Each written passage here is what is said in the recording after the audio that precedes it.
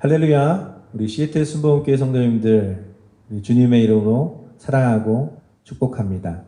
이렇게 영상으로 예배를 드리게 됐지만 그래도 하나님께서 우리 예배를 기뻐하시고 우리 예배를 통하여 하나님의 구원을 우리에게 베푸실 줄 믿습니다.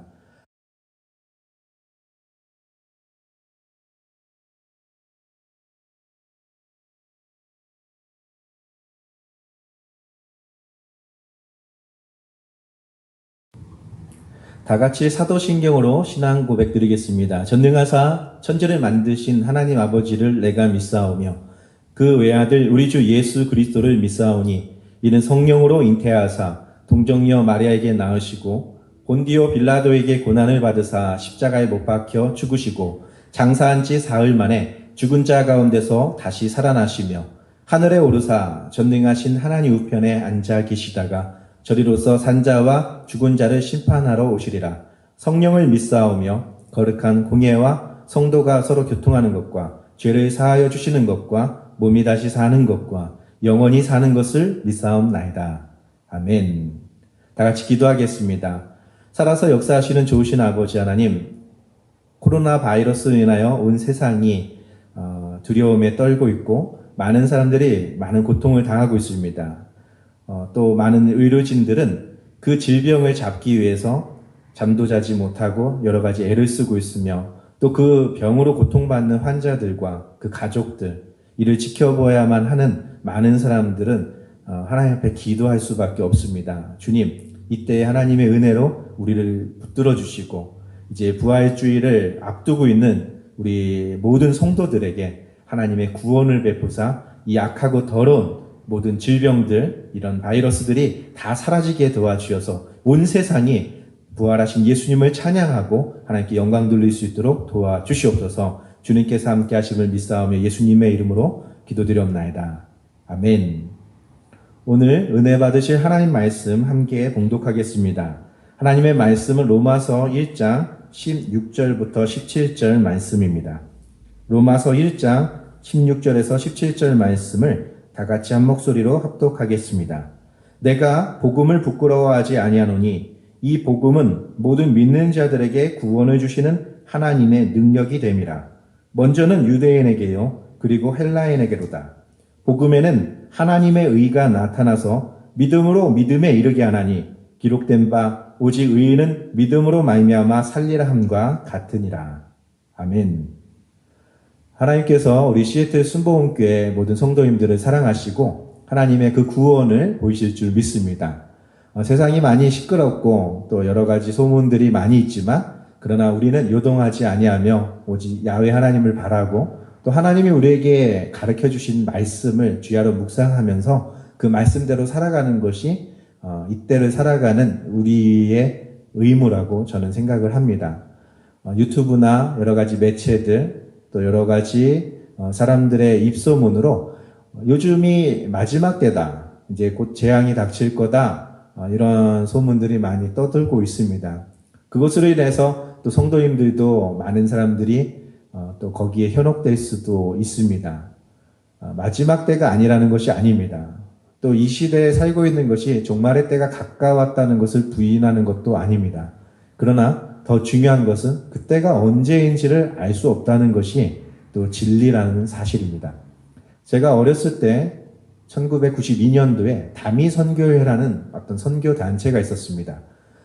그들은 다가올 미래를 준비하라라는 그런 구호를 가지고 많은 기성교회들에게 복음을 전하겠다고 하면서 책을 만들면서 그것을 통해서 1992년 10월에 주님이 오신다라고 가르쳐 왔었습니다.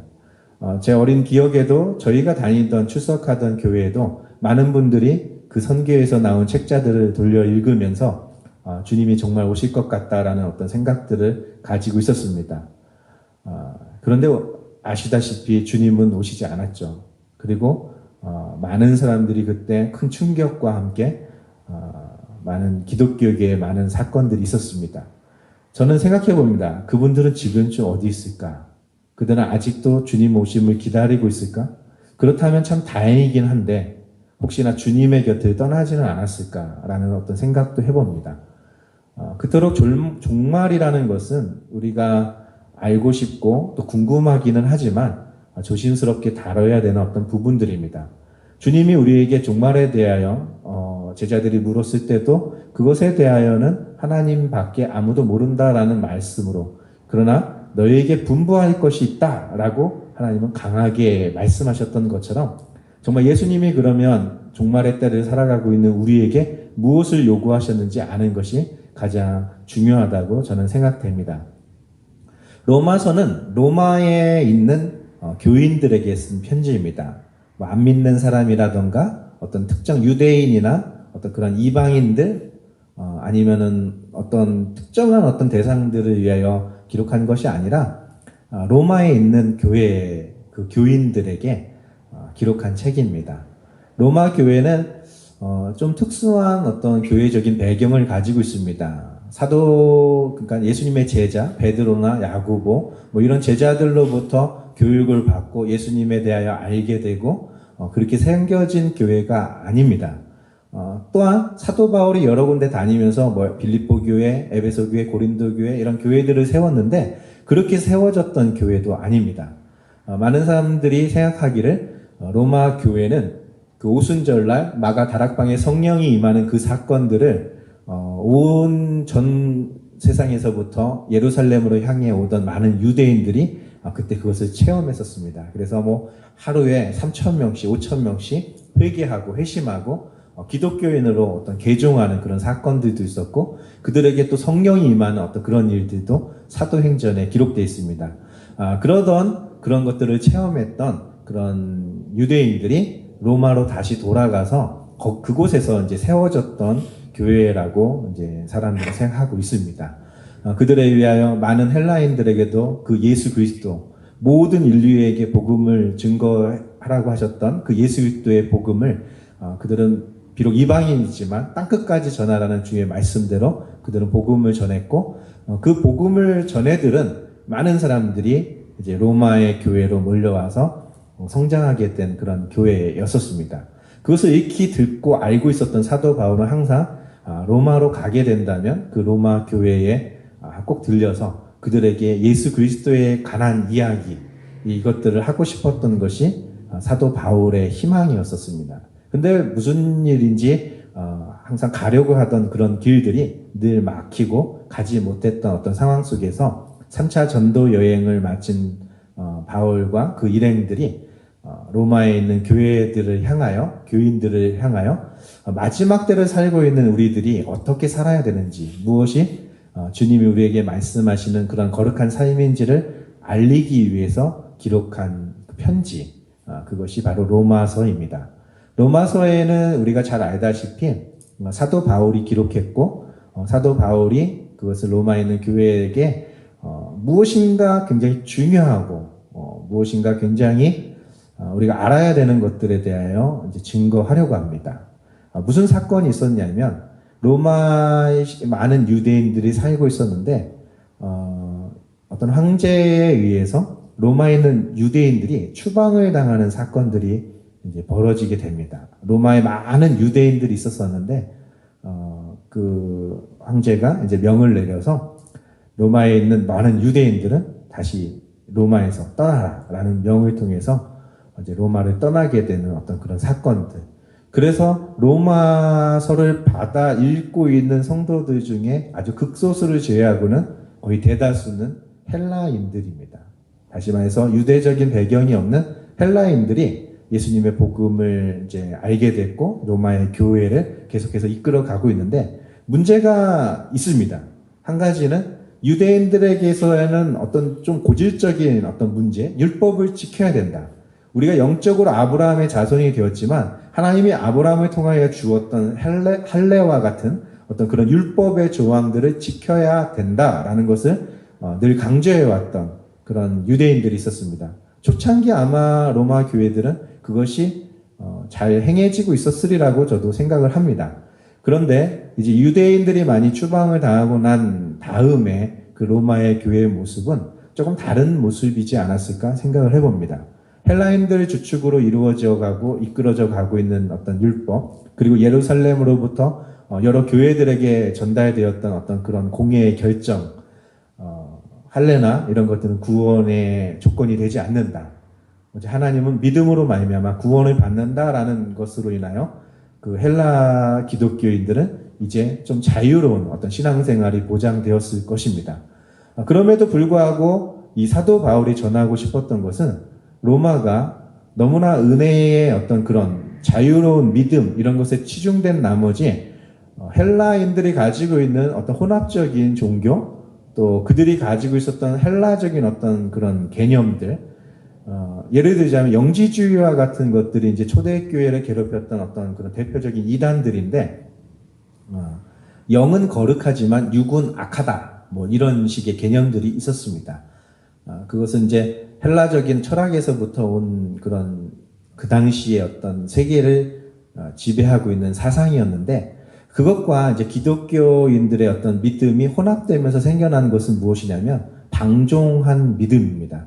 그러니까 진실되고 선하고 거룩하고 어떤 그런 것보다는 하나님 믿으면 됐지 하면서 그의 삶의 변화가 없고 옛날에 있었던 어떤 그러한 일들을 그대로 살아가고 있는 어떤 그런 모습들.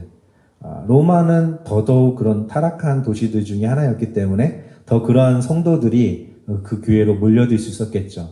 그래서 기독교의 어떤 정수를 가르쳐 줘야겠다. 율법도 아니고 그런 방종한 신앙도 아니고 정말 그리스도의 은혜가 무엇인지 왜 그리스도인은 방종할 수가 없는지 우리는 믿음으로 구원을 받았지만 왜 의로운 삶을 포기할 수 없는지에 대해서 아주 자세하게 기록한 그 서신서가 바로 로마서입니다.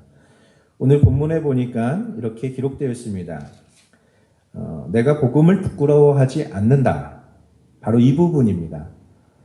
예수님에 대하여 이제 증거하는데 그 당시 영지주의자들은 육신은 더러운 것이고 영혼 이런 것들은 아주 숭고한 거룩한 것이다. 거룩한 것이 육신이라는 것으로 임하는 순간부터 좀 변질되고 더러워진다라고 생각하고 있었던 개념들이 있습니다.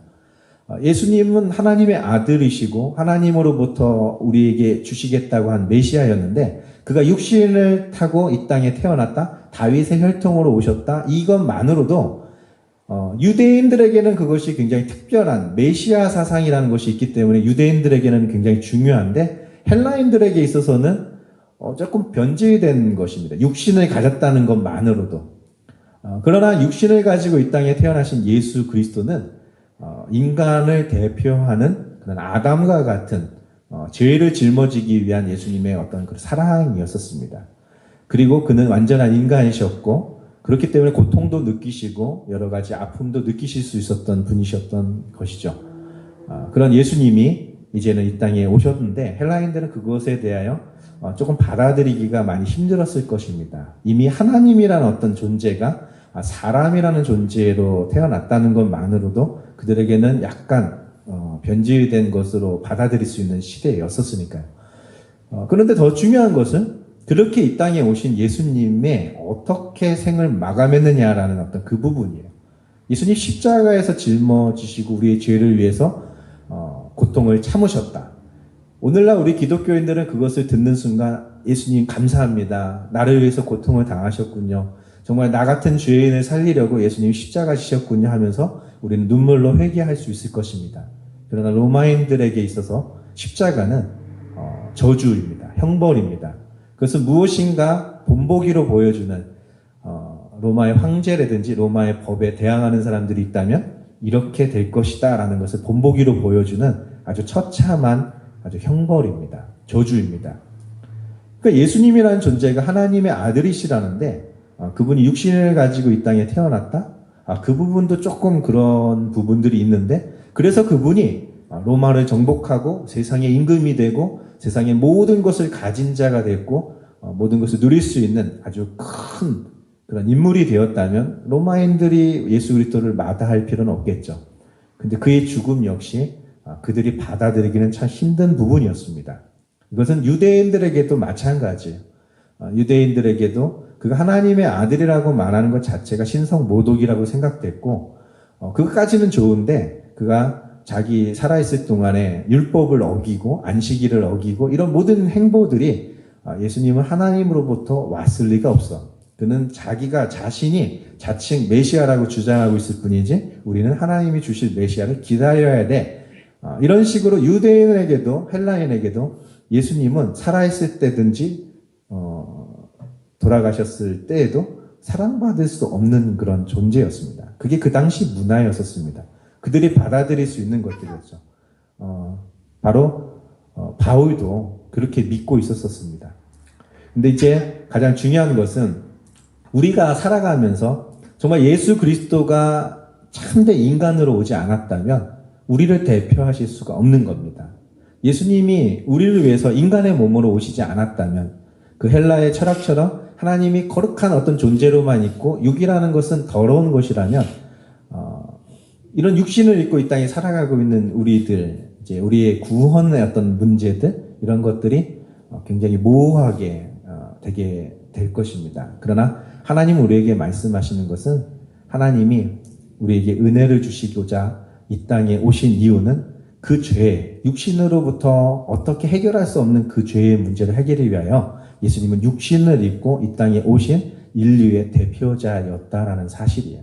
근데 그 예수님이 인간의 어떤 모습으로 오셨지만 죽음이라는 것, 인간이라는 존재는 도저히 넘을 수 없는 어떤 그런 영역, 그리고 죄를 사할 수 있는 권세, 그러니까 어떤 죄인이 의롭게 되는 어떤 그런 권세가 필요한데 그것을 이룰 수 있는 유일한 분이 예수님이셨습니다. 그것을 인하여 하나님께 하나님의 아들로 확증을 받으셨다라는 어떤 표현들이 있는데 그것이 바로 로마서의 가장 핵심적인 것입니다. 인간의 모습으로 오셨고 고통을 당하셨고 우리의 죄를 다 짊어지시고 십자가에서 죽으셨다. 너희들이 생각할 때 그 죽음이 부끄럽고 그것이 받아들이기 힘든 어떤 부분이었고 나 역시도 그 죽음을 받아들이기 힘들고 그것을 받아들이고 있는 사람들이 너무나 몹시 싫어서 그것을 믿고 있는 사람들을 죽이려던 사람이었는데 내가 예수님을 만나고 나니까 내가 하려고 했던 것들이 하나님을 대적하는 것이었다는 것을 깨닫고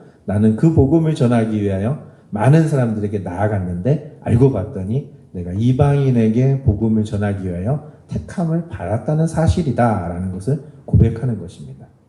그래서 그에게는 십자가가 더 이상 부끄럽지 않습니다. 바울에게 있어서 십자가는 유대인들 그리고 헬라인들이 생각하는 것처럼 저주의 상징이 아닙니다.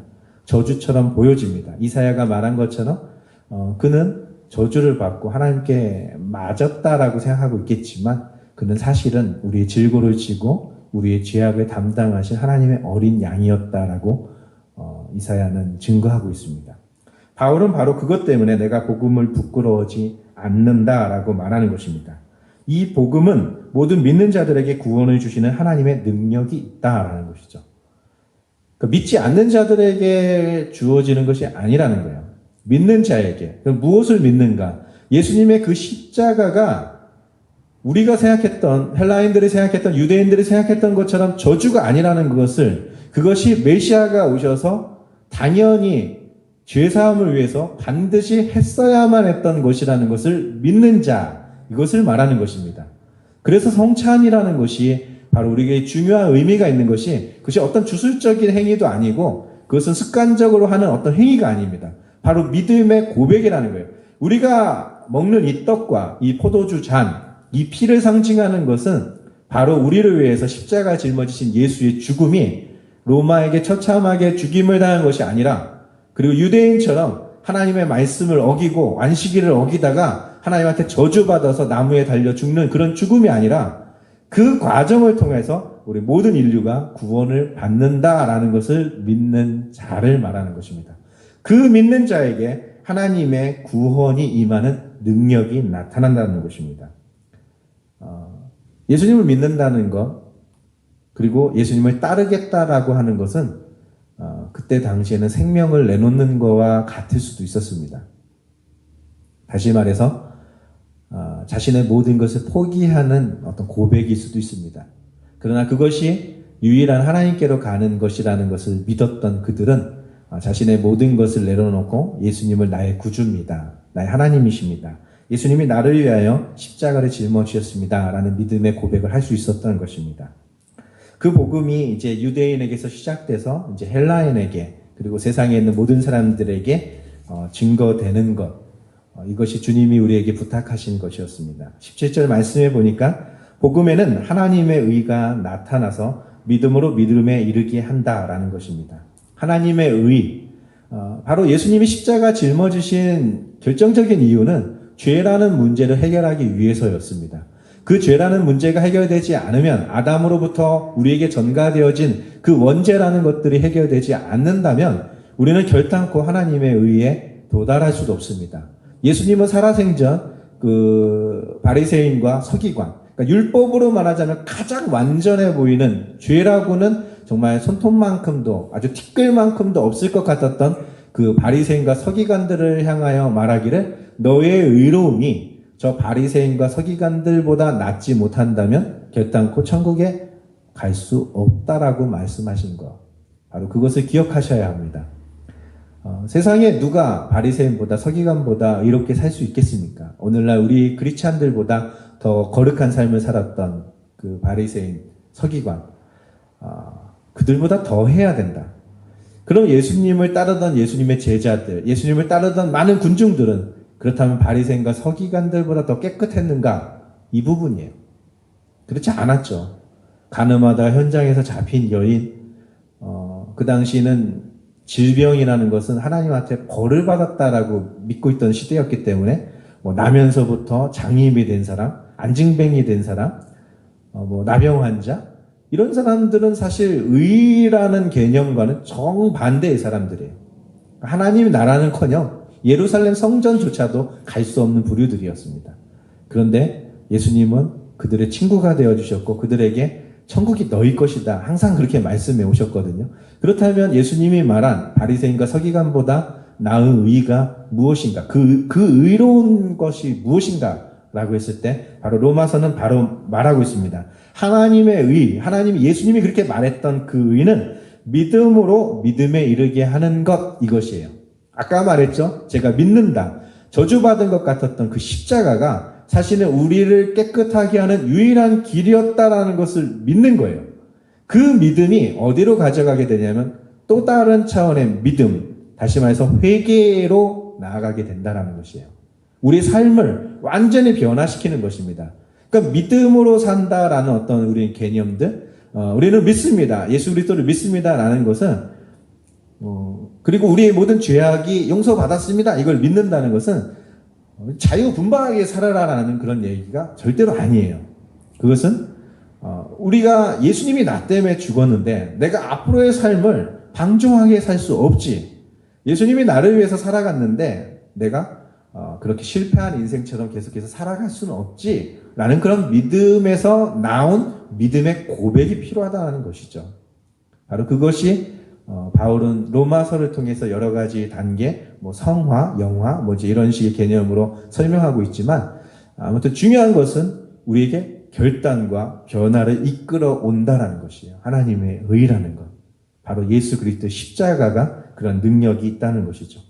그리고 하박국 선지자가 그의 예언서를 통해서 기록했던 것처럼 오직 의인은 믿음으로 말미암아 산다 함과 같다, 이렇게 말을 했습니다. 다시 말해서 하나님의 의를 기다렸던, 하나님의 공의를 기다렸던 하박국은 하나님에게 여러 가지 질문들을 했습니다. 세상이 이렇게 악한데 하나님 왜 가만두고 계십니까? 그때 하나님의 고백은 그래서 내가 저 갈대아에 있는 어떤 한 민족을 통해서 이 백성을 심판할 거다. 하박국은 또 묻습니다. 하나님, 저렇게 하나님께로 온전하지도 못하고 하나님 말씀도 모르고 하나님을 섬기지 않는 저런 이방인들을 통해서 하나님을 믿는 백성을 심판하는 것이 옳습니까? 라고 또 물었을 때 하나님은 하박국에게 또 다른 말씀을 합니다. 너희가 너희 죄악 때문에 그런 고통을 당하겠지만 너희를 치는 저들은 내가 다시 심판할 거고 너희들은 다시 회복된 모습으로 이 땅에 돌아오게 될 것에 대하여 하박국에게 이제 설명을 하십니다. 그 말씀을 듣게 된 이제 하박국의 고백들, 하박국의 노래가 이제 하박국서에 이제 기록되어 있는 거죠. 그때 이제 고백했던 것이 이제 의인은 믿음으로 말미암아 산다라는 것이었어요. 오직 의인은 믿음으로 말미암아 산다. 거기에도 나오는 의인이라는 것. 그러니까 그 당시 하박국 시대에 그들은 죄인이었습니다. 다들. 하박국이 외칠 정도로 하나님 왜 가만 계십니까? 할 정도로 죄인들이 살고 있었습니다. 그런데 하박국에게 말씀하신 하나님의 공의, 하나님의 정결케 하신 어떤 그 과정들을 통하고 난 다음에 하나님의 의가 나타난다 했을 때, 그러면 그 하나님의 의는 하나님으로부터 이루어지겠구나. 하나님 스스로가 그렇게 해 주시겠구나 라는 것을 믿게 된 거예요. 하나님의 약속을 믿게 됐다는 거죠. 하나님이 이런 방법을 통해서 이렇게 하실 것이다 라고 하셨던 것이 이루어질 거라는 것을 믿는 거예요. 그 모든 과정 속에 주체는 누구냐? 우리 인간이 아니에요. 스스로가 회개하고 변화되고 스스로가 정결케 되고 이런 것이 아니라 하나님이 우리를 정결케 하실 것이다. 하나님 우리를 깨끗게 하실 것이다. 하나님 우리를 회복하실 것이다. 라는 그것을 믿는 자가 바로 의인이다 라고 말한 거예요. 그 믿음으로 말미암아 우리가 살게 된다. 이것이 구약이 우리에게 주고 있는 믿음입니다. 이제 말씀을 정리하고 마치겠습니다. 솔로몬이 성전을 향하여 기도했던 그 성전에 임재하신 하나님 앞에 기도했던 것, 혹시 이 땅의 전염병이나 이런 것들로 인하여 또 메뚜기나 어떤 그런 재앙들로 이 땅이 고통받고 있을 때 하나님의 이름을 두신 거룩한 곳 성전에 모여서 기도하면 하나님 하늘에서 들으시고 그 모든 재앙을 거두어 달라는 그런 부탁의 기도가 있었죠. 거기에 대하여 하나님은 너희 내 백성이 스스로 악한 길에서 떠나고 겸비해서 나를 구하면 내가 하늘에서 듣고 너희를 죄를 사하고 너희를 회복할 것이다. 하나님이 약속하신 장면들이 이제 나옵니다. 그것이 실질적으로 이루어졌던 어떤 사건들이 또 있죠. 다니엘 시대 때 그 예루살렘을 향하여 기도했을 때 스룹바벨과 그의 하나님의 사랑하는 택한 자들을 통하여 다시 무너졌던 성전이 다시 회복되고 여러 가지 하나님이 다 모든 것들을 해주셨습니다. 그렇다면 이제 남아있는 이 시대, 이 마지막 때라고 말하고 있는 이 시대에 이 전염병과 같은 이 문제들을 어떻게 볼 것인가? 물론 하나님의 사람들과 또 기도하는 사람들을 위해서 속히 이 문제가 해결될 것이라고 저는 믿고 있지만 더 중요한 것은 그들의 노력과 땀으로 이것을 막아낼 수는 없을 겁니다. 어떤 늦출 수는 있고 상승하는 폭을 조금 더 완화되게 할 수는 있겠지만 그들을 낫게 하고 그 질병이 이 세상에서 사라지게 하는 어떤 그런 것들은 하나님의 손길이 반드시 필요하리라고 생각합니다. 지금이 사순절 기간이라고 합니다. 우리는 금식도 하고 여러 가지 세상의 오락도 끊고 그렇게 지내왔던 수많은 사순절이 있었을 겁니다. 지금까지. 근데 올해의 사순절은 좀 특이한 사순절이죠. 교회도 갈 수 없습니다. 예배도 드릴 수도 없습니다. 기도할 곳도 없습니다. 서로 함께 은혜를 나눌 곳도 없습니다. 두려워서 갇혀 있을 수밖에 없고 뉴스만 보면서 내일을 점쳐볼 수밖에 없는 그런 시대. 그런 시대를 살고 있습니다. 그런데 이런 시대야말로 정말 진정한 사순절이 아닐까 저는 생각합니다. 예수님이 무엇 때문에 십자가를 짊어지셨는가? 예수님이 교회를 어떻게 부흥시키고 큰 교회가 되고 이것을 위해서 십자가를 짊어지셨는가라는 부분, 그것은 아닐 겁니다. 하나님은 우리의 믿음이 다시 회복되기를 원하시고 그 믿음으로 하나님이 약속하셨던 구원이 이루어지는 믿음으로 믿음을 이루고 하나님의 약속하신 하나님의 의가 우리 안에 나타나게 되는 어떤 그런 것을 원하셨을 것입니다. 이 사순절 기간을 통해서 우리가 그 하나님의 의를 구하는 저와 여러분들에게 바랍니다. 하나님이 오셔서 우리를 고쳐달라고, 하나님이 오셔서 이 땅을 회복해달라고, 이 땅이 고통당하는 이유는 우리가 하나님 말씀대로 살지 않았고 우리가 하나님의 뜻대로 행하지 못했기 때문입니다. 이제 오셔서 하나님의 의를 나타내시고 이제 오셔서 우리를 회복하시고 이제 오셔서 우리로 하여금 하나님이 약속하신 대로 그 말씀을 지켜 행하는 오직 믿음으로 말미암아 살게 되는 의로운 자가 되게 해달라고 기도하는 저와 여러분 되기를 주님의 이름으로 축원드립니다. 기도하겠습니다. 하나님, 감사와 찬양과 경배와 영광을 돌립니다. 세상이 많이 힘들고 어려운 가운데 있고 또 말세라고 여러 가지 마지막 때라고 사람들이 두려움에 떨고 있지만 하나님이 우리에게 분부하신 것은 죄를 떠나는 것입니다. 그리고 하나님께서 우리를 회복하시고 우리를 도와주시고 우리를 인도해 주실 것을 믿는 그 믿음입니다. 그 믿음이 우리 시애틀 순복음교회 성도들에게 가득하게 도와주시고 부족하지만 우리들 함께 가짜에 있는 처소에서 하나님을 향하여 주의 거룩한 이름을 부르며 기도할 때 하나님의 구원이 각 가정과 사랑하는 가족들, 자녀들, 우리 범사들, 형제들 모든 곳에 그 하나님의 넘치는 사랑과 기적이 임하게 도와주시옵소서. 예수님의 이름으로 감사하며 기도드리옵나이다. 아멘. 우리 주기도문으로 모든 예배 마치도록 하겠습니다. 하늘에 계신 우리 아버지여, 이름이 거룩히 여김을 받으시오며 나라가 임하시오며 뜻이 하늘에서 이룬 것 같이 땅에서도 이루어지리이다. 오늘 우리에게 일용할 양식을 주시옵고 우리가 우리에게 죄지은 자를 사하여 준 것 같이 우리의 죄를 사하여 주시옵고 우리를 시험에 들게 하지 마시옵고 다만 악에서 구하시옵소서. 나라와 권세와 영광이 아버지께 영원히 쌓옵나이다. 아멘.